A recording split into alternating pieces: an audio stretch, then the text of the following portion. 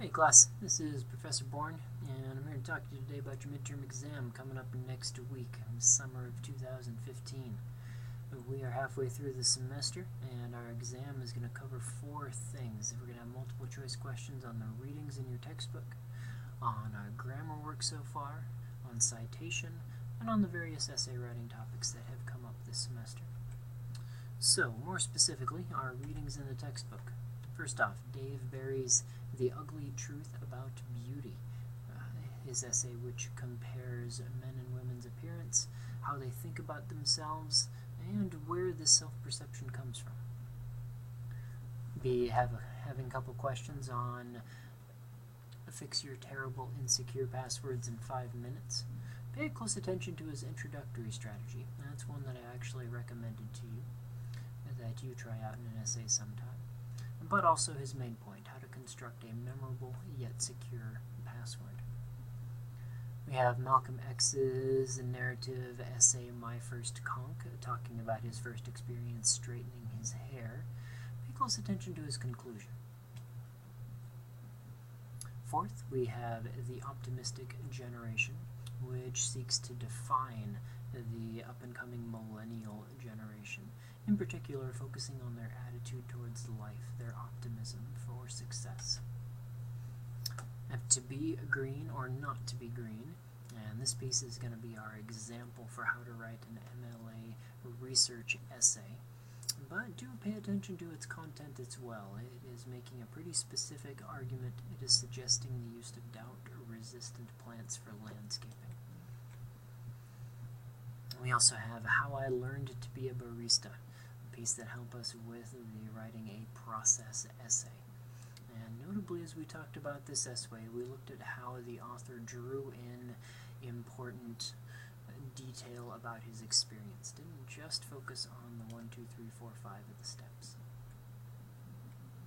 For our grammar work, we have started and, well, not really left the basic sentence. Remember that list of 3 things every sentence needs to have. That will help you navigate the questions regarding sentence fragments, sentences which do not do enough, which do not do all the jobs that a sentence is supposed to do. We also looked at subject-verb agreement, thinking about how sentences have this unique relationship between their subject and their verb. In terms of punctuation, we talked about the apostrophe, a fairly friendly use in terms of contractions, and kind of unfriendly use in terms of plurals, as we found. And our last grammar topic is going to be run-on sentences, where we try to have 2 basic sentences happening inside of 1 big sentence, but we don't connect the parts together correctly. Over to citation. We have started this subject in the last couple weeks. Now, we've stayed fairly general with it, and we are still working through the pieces. So, don't expect me to ask you to construct a works cited entry. I'm going to be asking you questions that are big picture sort of concerns. Thinking about where we go for research, what are we looking for in our research, some of the basics of in-text citation. You should have a rough idea, for example, of where quotation marks go, and what sort of information is appropriate in a parenthetical citation. I'll have you thinking about works cited entries, but think overall, what is that page for? What is it supposed to do? We had a big presentation overviewing citation. I have posted that video as well. If you're not too familiar with that content, if it seems a little bit scary, you can go back to that presentation. And finally, expect some questions on some general essay writing topics. I'll have a couple on document design, the way that an essay is supposed to be laid out according to the MLA standards.